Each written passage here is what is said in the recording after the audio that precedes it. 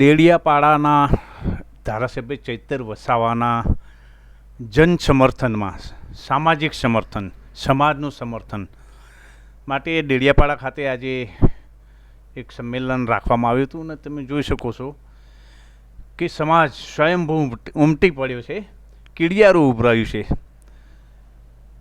ખૂબ જ મોટી જનમેદની ચૈતર વસાવાના સમર્થનમાં જે હાલમાં જેલમાં છે અને તેમને છોડાવવા માટે જાહેરમાં સમર્થનમાં બહાર આવ્યા છે. સમાજનું સમર્થન. અને સાંભળો ઈસુદાનભાઈને. તમારો અવાજ બને છે, તમારી સાથે ઊભો રહે છે, એટલા માટે એને દબાવવામાં આવે છે. બોલો, એમની સાથે છો તમે?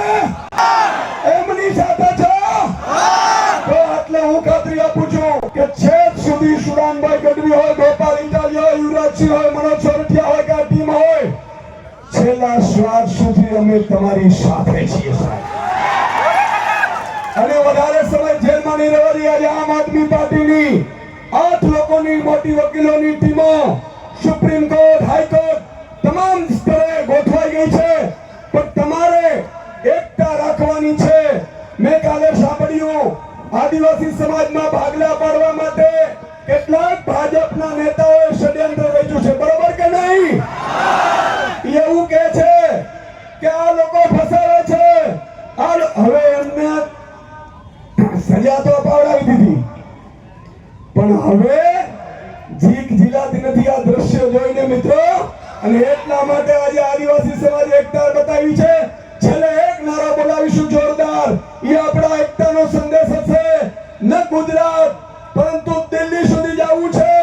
અને એક દિવસ હું આપને ખાતરી આપું છું કે આ ચૈતર વસાવા જેમ પહેલી વખત જેલમાં પૂર્યો ભાજપે અને આદિવાસી સમાજે નર્મદા જિલ્લા પંચાયત ચૈતર વસાવાની બનાવડાવી, એવી જ રીતે અંબાજીથી ઉમરગામ સુધી એક જ નારો ચાલશે, એક જ ચાલે, ચૈતર ચાલે.